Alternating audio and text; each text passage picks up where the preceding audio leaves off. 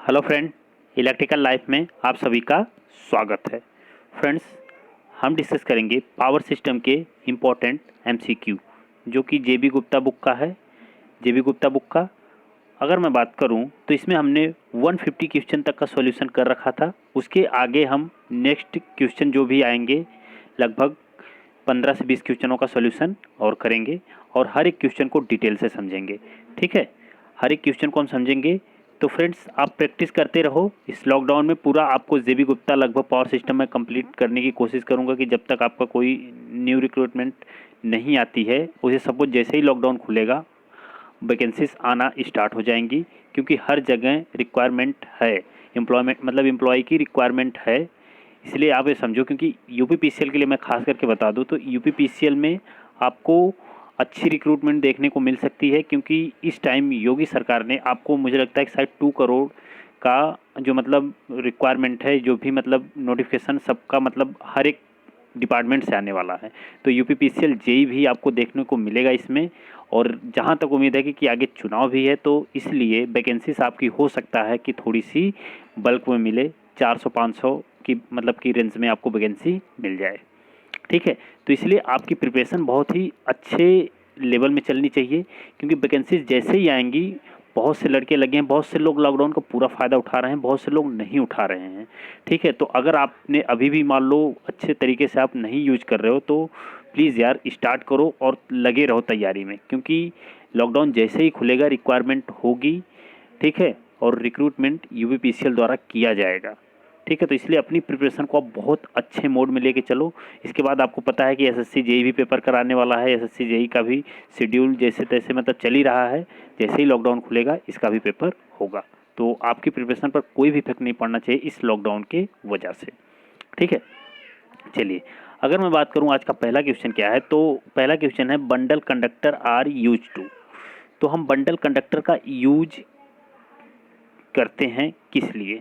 देखिए, ऑप्शन क्या है आपका, reduce inductance of the line, reduce both inductance and capacitance, reduce corona losses, reduce corona loss and their line inductance. ठीक है, तो देखिए बंडल कंडक्टर का जो हम यूज करते हैं ना, तो इसका मेन यूज किया जाता है बंडल कंडक्टर का कोरोना लॉस को कम करने के लिए। कोरोना लॉस को कम करने के लिए हम लोग बंडल कंडक्टर का यूज करते हैं। लेकिन यहाँ पे हम क्या करते हैं कि लाइन इंडक्टेंस को भी क्या करते हैं, रिड्यूस करते हैं, यानी reduce corona loss and line inductance. Line inductance को रिड्यूस करना मतलब बंडल कंडक्टर आप फॉर्म करते हो। बंडल कंडक्टर से आपका क्या होता है, लाइन इंडक्टेंस रिड्यूस होगा और साथ में कोरोना भी रिड्यूस होगा, साथ में कोरोना भी रिड्यूस होगा। तो इस क्वेश्चन का जो करेक्ट आंसर होगा ना, वो आंसर आपका होगा डी, यानी reduce corona loss and the line inductance. ठीक है, चलिए अगला क्वेश्चन क्या है, ये 3 phase overhead transmission line has its conductor horizontally spaced with spacing between adjacent conductor equal to d if now the conductor of the line are rearranged to form a equilateral triangle of a side equal to d then। अच्छा देखिए, इस question में क्या बोला कि जैसे पहले आपके पास कंडक्टर थे, 3 फेज लाइन है, ये कंडक्टर ऐसे था, ऐसे आपने इसको बनाया था, इसको आपने हॉरिजेंटली रखा था कंडक्टर को, और इनके बीच की जो डिस्टेंस थी वो डी रखा था आपने, क्या रखा था, डी। ठीक है, तो ये तो हो जाएगा 2d। ठीक, 2d हो जाएगा। इसके प्रीवियस वीडियो में मैंने बताया था कि जब कंडक्टर आपका हॉरिजेंटली प्लेस किया जाता है तो फिर क्या होता है, इंडक्टेंस। और अगर जब आपका, ठीक है, जब आपका एक इक्वालेटरल ट्रायंगल में हम कंडक्टर को फॉर्म कर देते हैं, तो एक इक्वालेटरल ट्रायंगल में हम ऐसे देखिए, जैसे ये आर मान लीजिए, वाई और ये बी, ऐसे हमने इसको फॉर्म कर दिया, तो हर सभी मतलब कंडक्टर के बीच की डिस्टेंस डी है।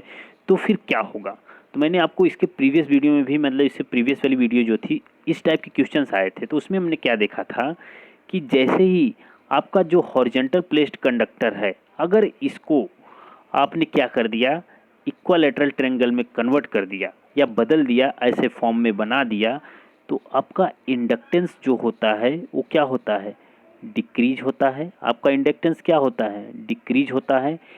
अगर कैपेसिटेंस की बात करें तो ये क्या होता है, इंक्रीज होता है। कैपेसिटेंस क्या होता है, इंक्रीज होता है। ये मैंने आपको प्रीवियस वीडियो में बता रखा है, बट आप इसको याद रखना कि जब भी 3 फेज कंडक्टर होगा आपके पास, अगर वो कैसा होगा, हॉरिजेंटली प्लेस किया गया और उनके बीच की डिस्टेंस सेम होगी, अगर उन्हीं कंडक्टर को आप रीअरेंज करके किस फॉर्म में बना दो, उसका शेप क्या कर दो, एक इक्वालेटरल ट्रायंगल बना दो, तो उस कंडीशन में जो इंडक्टेंस होगा वो क्या होगा, डिक्रीज होगा, और सी यानी कैपेसिटेंस जो होगा वो क्या होगा, इंक्रीज होगा। क्लियर है? इतनी चीज़ आपको याद रखना है, बहुत ही इंपॉर्टेंट है। ठीक है, तो इस क्वेश्चन का जो आंसर होगा ऑप्शन नंबर सी होगा, यानी average capacitance will increase and inductance will decrease. तो जो एवरेज कैपेसिटेंस निकालेंगे वो क्या होगा, इंक्रीज होगा, और इंडक्टेंस आपका क्या होगा, डिक्रीज होगा। ठीक है, तो इस क्वेश्चन का करेक्ट आंसर यही होगा। क्लियर है? इस क्वेश्चन का करेक्ट आंसर क्या होगा, यही होगा। ओके, चलिए अगला क्वेश्चन देखते हैं। अगला क्वेश्चन क्या है आपके सामने? अगला क्वेश्चन है proximity of a line to the earth surface. तो प्रॉक्सिमिटी जो इफेक्ट होता है, जो कि बेसिकली किस में होता है, केबल्स में होता है। किस में होता है, केबल्स में होता है। तो ये क्या है, line to earth surface. Line to earth surface क्या होगा कि affect its capacitance to neutral, increase the capacitance to neutral, decrease the capacitance to neutral. यानी जो कैपेसिटेंस होगा अर्थ से न्यूट्रल के बीच में क्या होगा, डिक्रीज होगा या इंक्रीज होगा, क्या होगा जब आपके पास प्रॉक्सिमिटी इफेक्ट आएगा तो। ठीक है, तो देखिए जब भी अर्थ सरफेस पे प्रॉक्सिमिटी इफेक्ट होता है, यानी लाइन टू अर्थ जब भी कोई प्रॉक्सिमिटी इफेक्ट होता है, तो हमारे पास क्या होगा, इंक्रीज होगा कैपेसिटेंस न्यूट्रल से। यानी कि अर्थ टू न्यूट्रल कैपेसिटर जो होगा वो क्या होगा, इंक्रीज होगा, यानी कैपेसिटेंस इंक्रीज होगा न्यूट्रल से। ठीक है, हमेशा याद रखना कि प्रॉक्सिमिटी इफेक्ट आपका तब होगा जब अर्थ सरफेस से कैपेसिटेंस इंक्रीज हो जाएगा न्यूट्रल से, तो फिर क्या होगा, आपके पास प्रॉक्सिमिटी इफेक्ट होगा। क्वेश्चन किसी भी तरह से घुमा के आपको पूछ सकता है। ठीक है, चलिए अगला क्वेश्चन क्या है, if the effect of earth is taken into account then the capacitance of line to ground. Simple सी बात है, वही क्वेश्चन है। क्या कह रहा है, the effect of earth is taken into account. तो effect of earth is taken into account मतलब कि उस बेसिकली अकाउंट में जब अर्थ के मतलब इफेक्ट को हम क्या करते हैं, लेते हैं, तो कैपेसिटेंस लाइन से ग्राउंड के बीच में क्या होता है, कैपेसिटेंस लाइन टू ग्राउंड क्या होता है। तो लाइन टू ग्राउंड जो कैपेसिटेंस आपका होता है वो क्या होता है, मैंने अभी बताया कि इंक्रीज होता है। क्या होगा, इंक्रीज होगा। तो ये बेसिकली जो है ये प्रॉक्सिमिटी इफेक्ट का ही है कि जब भी if the effect of earth is taken into account then the capacitance of line to ground. तो लाइन टू ग्राउंड कैपेसिटेंस क्या होता है, आपका इंक्रीज हो जाता है। ठीक है, जब भी प्रॉक्सिमिटी इफेक्ट होता है तो इंपॉर्टेंट है। इन दोनों क्वेश्चन को आप मैच करके, पर्टिकुलर दो क्वेश्चन आपके फ्रेम हो गए, इन दो क्वेश्चनों से आपको लगभग तय है कि अगर ऐसे क्वेश्चन आते हैं तो आप उनका सॉल्यूशन कर लोगे। ठीक है, चलिए चलिए देखिए थोड़ा सा बढ़िया क्वेश्चन है, देखिए क्या है। H half centre to centre spacing are conductor radius and epsilon permittivity of the medium which of one of the is equal to the capacitance per unit length of 2 wire transmission line. 2 wire transmission line के लिए क्या होगा, देखिए basically formula है। अगर ये formula आपको याद है तो ठीक है, नहीं याद है तो फिर आप इसको याद कर लीजिए क्योंकि इसमें बहुत बड़ी चीज़ नहीं है। ठीक है, तो 2 वायर ट्रांसमिशन लाइन के लिए आप कैपेसिटेंस, इंडक्टेंस सबका फॉर्मूला आप याद रख लीजिए, इतना ही बहुत है। ठीक है, तो इसके लिए आपका इंपॉर्टेंट जो मतलब आंसर होगा वो ऑप्शन नंबर ए होगा, L N pi epsilon upon मतलब in the bracket H by R plus under root T H square upon R square -1 होता है। ठीक है, ये इंपॉर्टेंट है, ये फॉर्मूला आप याद रखो। ऐसे क्वेश्चन आते नहीं, लेकिन नॉर्मली क्या है कि आपको फॉर्मूला याद होना चाहिए क्योंकि एग्जाम का कोई भरोसा नहीं, कहीं से भी क्वेश्चन आ सकता है।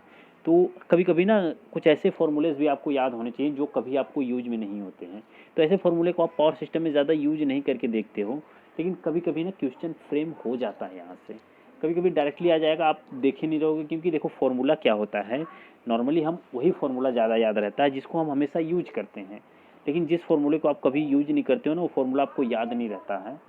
लेकिन मेरा कहना है कि आप ऐसे फॉर्मूले को भी याद रखिए जो कि एग्ज़ाम के पॉइंट ऑफ व्यू से मतलब कि लगे कि नहीं आता है, लेकिन आप इसको इग्नोर नहीं कर सकते हो, कुछ भी हो सकता है, ऐसे क्वेश्चन आ सकते हैं। ठीक है, तो इन सब चीज़ों को आप याद कर लीजिएगा, जो भी नए न्यू फॉर्मूले आपको मिले उन सबको याद करते रहिएगा आप। ठीक है, चलिए अगला देखिए। अगला क्वेश्चन क्या है, 4 equilateral spacing of conductor of an untransposed 3 phase line we है। अगर मैं बात करूं कि क्वेश्चन क्या है, for equilateral spacing of conductor of an untranspose 3 phase line we have. अगर अनट्रांसपोज लाइन है, देखो ट्रांसपोज लाइन, जैसे ट्रांसपोज लाइन का मतलब क्या है कि जैसे एक ट्रांसमिशन लाइन ऐसे आपने बनाया था, तो आप देखोगे कि इसमें इंडक्टेंस और इसमें इंडक्टेंस तीनों ना डिफरेंट डिफरेंट होता है। लेकिन इस इंडक्टेंस के डिफरेंट डिफरेंट होने के कारण ट्रांसमिशन लाइन में जो वोल्टेज ड्रॉप होता है वो डिफरेंट हो जाता है। जब वो वोल्टेज ड्रॉप डिफरेंस हो जाता है तो कम्युनिकेशन लाइन में इंटरफेरेंस डेवलप होने लगता है। इस इंटरफेरेंस को कम करने के लिए हम लोग बेसिकली ट्रांसमिशन लाइन को क्या करते हैं, ट्रांसपोज करते हैं। ट्रांसपोज करने से क्या होता है कि ट्रांसमिशन लाइन में जो कैपेसिटेंस है और जो इंडक्टेंस है वो हर एक फेज के लिए, हर एक कंडक्टर के लिए सेम हो जाती है। क्लियर है? देखिए जैसे एक ऐसे ले गए, एक ऐसे, ये वायर था, एक मैंने ऐसे निकाला, ऐसे कर दिया, ठीक, एक ऐसे कर दिया, फिर ऐसे, ठीक है। ऐसे करते करते हम क्या करते हैं, ट्रांसपोजिशन का मतलब ऐसे यूज करते हैं, ऐसे हम इसको ट्रांसपोजिशन यूज करते हैं, ठीक है। तो ट्रांसपोजिशन में आप देखोगे कि यहाँ से लेके यहाँ तक, यानी बेसिकली एक लाइन के लिए जब निकालेंगे ना हम, तो जैसे मान लीजिए यहाँ पे 7 मिली हेनरी है, यहाँ पे 2 मिली हेनरी है, यहाँ पे 3 मिली हेनरी है, मान लेते हैं हेनरी में है, तो फिर यहाँ पे आपको मिल जाएगा, ये देखिए 2 मिलेगा, फिर यहाँ पे 3 मिलेगा, फिर यहाँ 7 मिलेगा। तो आप देखेंगे ना हर एक ट्रांसमिशन लाइन में जो आपका इंडक्टेंस होगा सेम मिलने लगेगा। हर एक ट्रांसमिशन लाइन में इंडक्टेंस, यानी हर एक कंडक्टर के लिए जो इंडक्टेंस होगा वो सेम होगा। इसी तरह से कैपेसिटेंस भी हर एक कंडक्टर के लिए सेम हो जाता है जब हम ट्रांसपोजिशन करते हैं ट्रांसमिशन लाइन की, तो ठीक है। तो ट्रांसमिशन लाइन अगर मान लीजिए आपकी क्या है, इक्वालेटरल स्पेसिंग पर, इक्वालेटरल स्पेसिंग का मतलब कि जैसे ये बन गया डिस्टेंस, इक्वालेटरल स्पेसिंग का मतलब क्या कि जो डिस्टेंस है तीनों कंडक्टर के बीच की वो सेम रखी गई है, ठीक है। तो फिर अगर आपकी ट्रांसमिशन लाइन क्या है, अनट्रांसपोज है, अगर आपकी ट्रांसमिशन लाइन अनट्रांसपोज है ना, तब भी कोई दिक्कत नहीं होने वाली। जब आपने डिस्टेंस ट्रांसमिशन लाइन में क्या रख दिया, सेम रख दिया है, तो आप ट्रांसपोजिशन नहीं भी करोगे ना, तब भी क्या होगा, देखो क्या होगा कि balance receiving end voltage and no communication interference, ठीक है। मैंने क्या कहा कि जब देखो अनट्रांसपोज लाइन होगी तो फिर डिस्टेंस उसकी सेम रखनी पड़ेगी आपको, तब जाके क्या होगा, रिसीविंग एंड पे वोल्टेज आपको बैलेंस मिलेगा और कम्युनिकेशन लाइन में कोई भी इंटरफेरेंस नहीं होगा।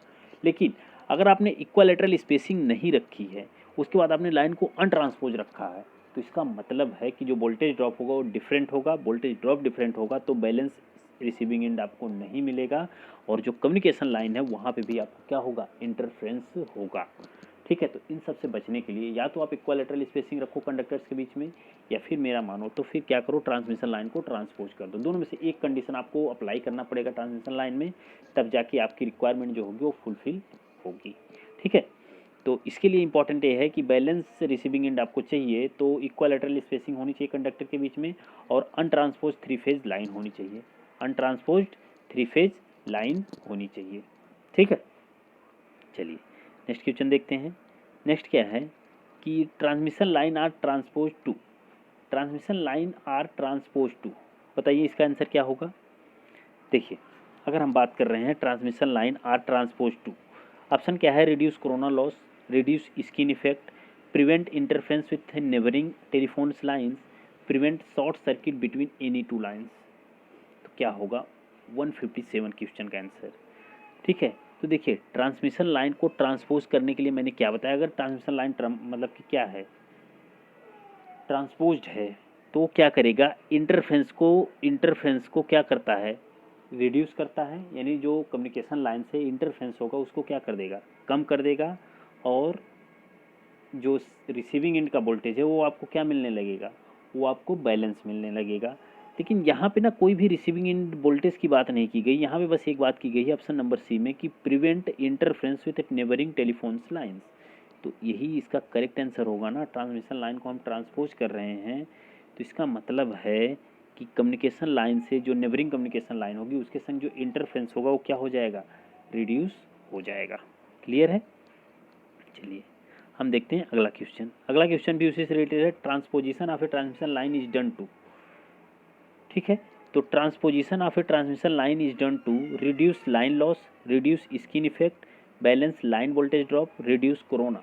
किस लिए हम करते हैं बताइए। अब आप ये जान सकते हो कि बैलेंस लाइन वोल्टेज ड्रॉप को यानी कि जो वोल्टेज ड्रॉप हो रहा था हर एक ट्रांसमिशन लाइन में वो क्या था, अनबैलेंस था, अनबैलेंस। तो इस अनबैलेंस को बैलेंस करने के लिए हमने ट्रांसमिशन लाइन को क्या कर दिया, ट्रांसपोज कर दिया। तो इस क्वेश्चन का जो करेक्ट आंसर है ना वो होगा ऑप्शन नंबर सी, यानी balance line voltage drop, balance line voltage drop. ठीक है, चलिए अब देखते हैं नेक्स्ट क्वेश्चन को। नेक्स्ट क्वेश्चन भी उसी से रिलेटेड है। देखिए क्या है कि high voltage transmission line are transpose because then देखिए 159 का जो आंसर होगा वो क्या होना चाहिए आप बताओ। देखिए corona loss can minimised, computation of inductance become easier, voltage drop in the lines can be minimized, phase voltage imbalance can be minimized। यानी कि जो phase voltage drop in line can be minimised, computation of inductance become easier, corona losses can be minimised. इसमें से दो चीज़ तो आपको confirm नहीं है, मतलब ये और पहला, यानी ऑप्शन नंबर ए और बी तो करेक्ट नहीं है, लेकिन ऑप्शन बी वो सॉरी ऑप्शन सी और डी में आपको ना थोड़ा सा कन्फ्यूज़न है। देखिए क्या करेक्ट होगा इसके लिए कि voltage drop in the transmission line can be minimised.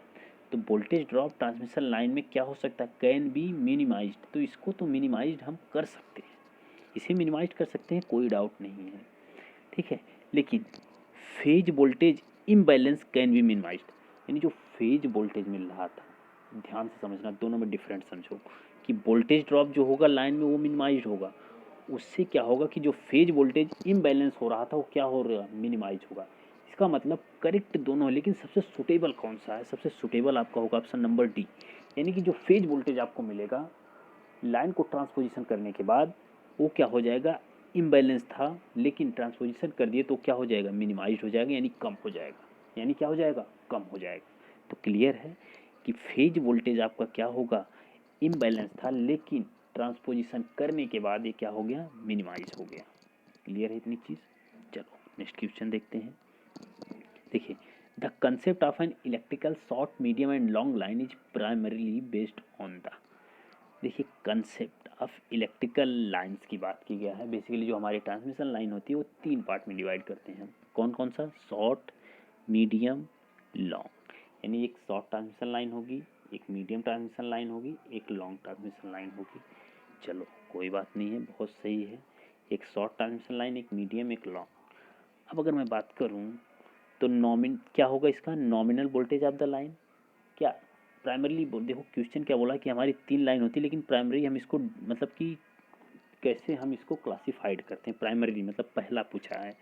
तो nominal voltage of the line, क्या वोल्टेज के according, physical length of the line, तो क्या physical length of the line होती है, क्या wave length of the line, या power transmission over the line.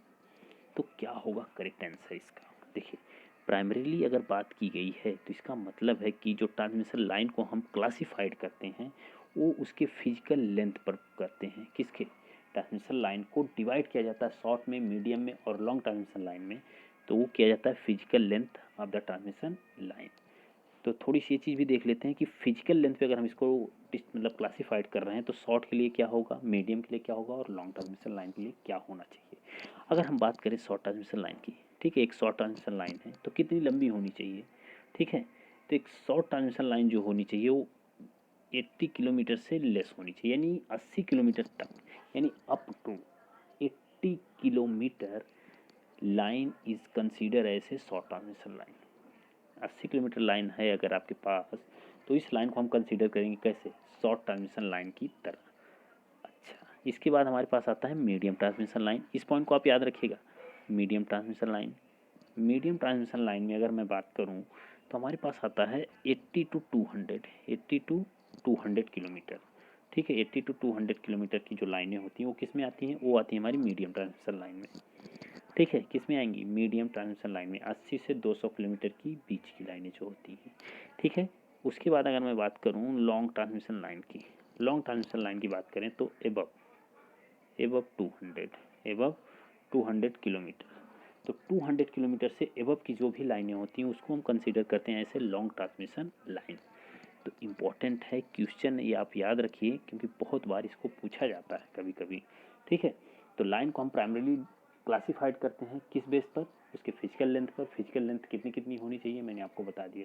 जैसे जैसे क्वेश्चन आएंगे सबका सॉल्यूशन आपको इसी तरह से मिलता जाएगा। ठीक है, तो आप प्रैक्टिस इसी तरह से करते रहो। हाँ, अगर आपको प्रैक्टिस सेट चाहिए तो डिस्क्रिप्शन में आपको लिंक मिल जाएगा, वहाँ से आप खरीद सकते हो, आपके लिए इंपॉर्टेंट है। देखिए मेटजी का बनाया हुआ है, आपको कहीं नहीं मिलेगा, वो आप कर सकते हो। बाकी 2000 प्लस क्वेश्चन का एक है जिसमें ऑल टू ऑल जेई के प्रीवियस ईयर हैं प्लस नए, जैसे नहीं होता कि नए प्रैक्टिस सेट उसमें इन्वॉल्व किए गए हैं, जो कि इंपॉर्टेंट है। क्वेश्चन को आप अगर ध्यान से समझ जाओ, हर एक क्वेश्चन की प्रैक्टिस बहुत अच्छे तरीके से कर सकते हो वहाँ से, ठीक है। कहीं ना कहीं से आपको करना ही पड़ेगा, तो जाहिर सी बात है अगर आप मेरे से जुड़े हुए हो तो आप मेरे से ही करो, आपके लिए बेनिफिट भी रहेगा। और कोई भी चीज़ों का कन्फ्यूज़न होती है तो आप ज़रूर कमेंट सेक्शन में उसको पूछा करो। Okay, thank you. चलिए देखते हैं अगला। अगला क्वेश्चन देखिए हमारे पास क्या है कि equivalent pi model is cute suitable for analysing the performance of transmission line of. अब देखिए equivalent pi model is quit suitable for analyzing the performance of transmission line of 50 kilometre तक की, 150 किलोमीटर तक की या 250 किलोमीटर लेंथ तक की, ठीक है। तो देखिए जो इक्विवेलेंट पाई मॉडल हम कंसीडर करते हैं यानी उसका परफॉर्मेंस हम एनालाइज करते हैं तो बेसिकली 250 किलोमीटर लेंथ की होती है। कितनी लेंथ की? 250 किलोमीटर लेंथ की होती है। अच्छा चलो 250 किलोमीटर लेंथ की होती है। क्या आप बता सकते हो 250 किलोमीटर लेंथ की अगर लाइन है तो किस में आएगी? लॉन्ग में, शॉर्ट में या मीडियम में, किस में आएगी? ध्यान से बताओ किस में होनी चाहिए? वो होनी चाहिए लॉन्ग ट्रांसमिशन लाइन। कौन सी होनी चाहिए? लॉन्ग ट्रांसमिशन लाइन की श्रेणी में आएगी, ठीक है। 250 किलोमीटर मतलब लॉन्ग ट्रांसमिशन लाइन, ठीक है। फिजिकल लेंथ से मैंने बता दिया, ये चीज़ आप याद रखो, ठीक है। चलिए अब देखते हैं next question. Which of the following is neglected while analysing A short transmission line. अगर हम किस चीज़ को नेग्लेक्ट करते हैं जब भी हम शॉर्ट ट्रांसमिशन लाइन की बात करते हैं? शॉर्ट ट्रांसमिशन लाइन का मतलब क्या है कि बिलो द 80 किलोमीटर लाइन्स, जो भी लाइन की डिस्टेंस होगी 80 किलोमीटर से नीचे जो भी लाइनें हैं वो क्या होंगी? शॉर्ट ट्रांसमिशन लाइन होगी। और इस शॉर्ट ट्रांसमिशन लाइन को जब हम पढ़ते हैं तो किसको कंसीडर नहीं करते हैं, किसको नेग्लेक्ट कर देते हैं? क्या है आपके पास ऑप्शन? देखिए shunt admittance, power losses, series impedance, none of this. क्या होना चाहिए बताइए, आप खुद ही बताओ क्या होना चाहिए, ठीक है। तो अगर मैं बात करूं तो इसके लिए आपका होना चाहिए, जिसको हम नेग्लेक्ट करते हैं वो होता है शंट एडमिटेंस। क्या होगा? शंट एडमिटेंस, ठीक है। अब देखिए अगर मैं बात करूं तो शॉर्ट ट्रांसमिशन लाइन जब भी हम एनालाइज करते हैं तो शॉर्ट ट्रांसमिशन लाइन में हम लोग क्या करते हैं? शंट एडमिटेंस को क्या कर देते हैं? नेग्लेक्ट कर देते हैं। अगर कहीं कहीं पे शंट एडमिटेंस नहीं दिया रहता है तो वहाँ पे आपको मिलेगा कैपेसिटेंस। क्या मिलेगा? कैपेसिटेंस। तो कैपेसिटेंस के इफेक्ट को भी नेग्लेक्ट करने के लिए जो लाइन होती है, यानी जिस लाइन में हम कैपेसिटेंस के इफेक्ट को नेग्लेक्ट कर देते हैं, वो होती है हमारे पास शॉर्ट ट्रांसमिशन लाइन। क्या होती है? शॉर्ट ट्रांसमिशन लाइन होती है। अब देखिए अगर मैं बात करूं, जैसे शंट एडमिटेंस की बात की गई, ठीक है। जब भी हम ट्रांसमिशन लाइन बनाते हैं, जैसे ट्रांसमिशन लाइन हमारी है, तो ट्रांसमिशन लाइन के सीरीज में जो होगा हमारे पास क्या होगा? वो यल होगा और आर होगा। तो जब भी पूछा जाए कि ट्रांसमिशन लाइन के सीरीज में कौन सा मतलब कि एलिमेंट होगा, तो आर होगा और यल, यानी रेजिस्टेंस और इंडक्टेंस। पैरेलल में क्या आएगा? कैपेसिटेंस आता है। क्या आता है? कैपेसिटेंस। और शंट एडमिटेंस, जिसको हम जी से रिप्रेजेंट करते हैं, ये सी होता है, ठीक है। तो इस जी को और इस सी को हम क्या कर देते हैं? नेग्लेक्ट कर देते हैं। इसका मतलब है कि जो ट्रांसमिशन लाइन में जो पैरेलल में पाए गए कंपोनेंट है या पैरेलल में जो पाए जाते हैं एलिमेंट, जैसे कैपेसिटर और, ठीक है, कैपेसिटर और शंट एडमिटेंस, दोनों के दोनों को हम क्या कर देते हैं? नेग्लेक्ट कर देते हैं व्हाइल शॉर्ट ट्रांसमिशन लाइन के कैलकुलेशन में, ठीक है। चलिए तो याद रखिएगा इस चीज़ को। नेक्स्ट देखते हैं, नेक्स्ट क्या है? इन modeling the equivalent circuit of a short length overhead transmission line, the line resistance and inductance are only considered because line capacitance to ground it. अब देखिए क्या कर रहा है, the modelling the equivalent circuit of A short length overhead transmission line. Short length का बोले तो 80 kilometre से कम 80 किलोमीटर लाइन से कम, the line resistance and inductance are only considered because line capacitance to ground is. देखिए question बोल दिया है कि हम क्या कंसीडर करते हैं? Line resistance and inductance are only consider because line capacitance to ground is, यानी कैपेसिटेंस जो ग्राउंड मतलब कि लाइन से मतलब ग्राउंड के बीच का कैपेसिटेंस होता है उसको हम क्यों नहीं करते हैं? तो क्या वो आपको पता होता है इक्वल टू जीरो होता है इसलिए नहीं करते हैं, या फिर फाइनाइट बट वेरी स्मॉल, या फिर finite but very large, infinite, क्या होता है? तो देखिए कैपेसिटेंस को हम देखो, कोई भी चीज़ जब भी हम मतलब कोई भी चीज़ पढ़ते हैं, किसी चीज़ को छोड़ा तभी जाता है जब वो क्या होता है, बहुत ही स्मॉल वैल्यू का होता है, बहुत ही स्मॉल वैल्यू का होता है। तो उसको हम क्या करते हैं, चाहे मैथमेटिक्स पढ़ रहे हो चाहे कुछ भी पढ़ रहे हो आप, ठीक है, जब भी कोई बहुत छोटी वैल्यू का होता है उसको हम क्या कर देते हैं, इग्नोर करते हैं, उसे हम क्या करते हैं, नेगलेक्ट करते हैं। तो इसी तरह से शॉर्ट ट्रांसमिशन लाइन में जब हम कैपेसिटेंस को नेगलेक्ट करते हैं, इसका मतलब ये निकलता है कि जो कैपेसिटेंस होगा वो बहुत स्मॉल वैल्यू का होगा। अगर वो बहुत स्मॉल वैल्यू का होगा, इसका मतलब पता तो होगा आपको, लेकिन वो क्या होगा, बहुत ही स्मॉल होगा, इसलिए हम उसे क्या कर देंगे, नेगलेक्ट कर देते हैं। क्लियर है इतनी चीज़? तो 163 का जो आंसर होगा, finite but very small, finite but very small. ठीक है, चलिए नेक्स्ट क्वेश्चन देखते हैं। नेक्स्ट क्या है, consider the following statements, the calculation performed using short line approximate model instead of nominal pi model for a medium length transmission line delivering lagging load at a given receiving end voltage always result in higher। Question को ध्यान से समझो क्या कह रहा है। Question देखिए, कह रहा है आपका कि the calculation of performance using short transmission line approximate model instead of nominal pi model. इसको छोड़ के मतलब है for a medium length transmission line delivering lagging load at a given receiving end voltage always result is higher. क्या result higher दे रहा है, देखिए, sending end current, sending end power, regulation, efficiency, the which the statement are correct. कौन कौन सी statement क्या है, correct है। अब देखिए, अगर मैं बात करूं, जैसे पाई मॉडल है ट्रांसमिशन लाइन का, पाई मॉडल का मतलब कि जैसे ये ट्रांसमिशन लाइन है, ऐसी ट्रांसमिशन लाइन हम इसको बना के चल रहे हैं। तो बेसिकली ऐसी ट्रांसमिशन लाइन जब भी हम बनाते हैं, तो एक चीज़ मैंने आपको बताया कि शॉर्ट ट्रांसमिशन लाइन जब भी पढ़ते हैं तो उसमें हम कैपेसिटेंस के इफेक्ट को नेगलेक्ट कर देते हैं और शंट एडमिटेंस को भी हम क्या करते हैं, नेगलेक्ट कर देते हैं। लेकिन ये मॉडल बेसिकली जो पाई मॉडल है, ये बेसिकली हमारा स्टार्ट हो जाता है किस में, मीडियम ट्रांसमिशन लाइन में स्टार्ट हो जाता है। अगर मीडियम ट्रांसमिशन लाइन में स्टार्ट हो गया तो इसका मतलब क्या है, इसका मतलब ये निकल के आता है ना कि मीडियम ट्रांसमिशन लाइन में हमारा ये मतलब निकल के आता है कि हम कैपेसिटेंस के इफेक्ट को भी कंसीडर करेंगे और शंट एडमिटेंस को भी कंसीडर करेंगे। जब कंसीडर करेंगे तो हमारे पास पाई मॉडल बनता है, ठीक है, तब जाके हमारे पास पाई मॉडल बनता है। अगर हम पाई मॉडल बना लिए, ठीक है, पाई मॉडल बना लिए, तो इससे हमारा क्या होगा कि जो मतलब डिलीवरिंग लैगिंग लोड, एक कैसा डिलीवर कर रहा है, एक लैगिंग लोड कर रहा है given A receiving end voltage always result in higher. तो जब भी हमारे पास कैसा लोड होगा, एक लैगिंग लोड होगा रिसीविंग एंड साइड पे, तो फिर रिजल्ट में आपको क्या हाइयर देना पड़ेगा, सेंडिंग इन करंट हाइयर होनी चाहिए, सेंडिंग इन की पावर हाइयर होनी चाहिए, रेगुलेशन आपका हाई होना चाहिए, एंड इफिशियंसी आपका नहीं, इफिशियंसी पर कोई भी इफेक्ट नहीं पड़ेगा, इफिशियंसी पर कोई भी इफेक्ट नहीं पड़ेगा, इसलिए इसको हम कंसीडर नहीं करेंगे। तो इस क्वेश्चन के लिए जो आंसर होगा वो सेंडिंग इन करंट हमारी हाइयर होगी, सेंडिंग इन पावर और रेगुलेशन। तो ऑप्शन नंबर सी जो होगा ना, करेक्ट आंसर होगा, option number C correct answer हो जाएगा। अब देखिए, अगर मैं बात करूं तो अप्रॉक्सीमेट पाई मॉडल की बात अगर हम करें, ठीक है, तो देखिए क्वेश्चन बोला है कि डिलीवरिंग लैगिंग लोड, अगर लैगिंग लोड आपका कर रहा है, ठीक है, तो इसका मतलब है कि रिसीविंग इन पे वोल्टेज आपको मतलब कि लैगिंग लोड है, तो इसको क्या करना पड़ेगा, मतलब कि लैगिंग मतलब लैगिंग लोड तो लैगिंग है ही, इसको लीडिंग पावर देनी पड़ेगी। कैसी पावर देनी पड़ेगी, लीडिंग पावर, जो कि बेसिकली किसके कारण हो सकता है, ये हो सकता है आपका कैपेसिटेंस के कारण से, ठीक है। अगर एक चीज़ और जानते रहो कि कहीं पे भी अगर लैगिंग लोड है ना, इसका मतलब है कि लोड जब लैगिंग है तो इसका मतलब लोड आपका क्या कर रहा है, करंट कम ले रहा है।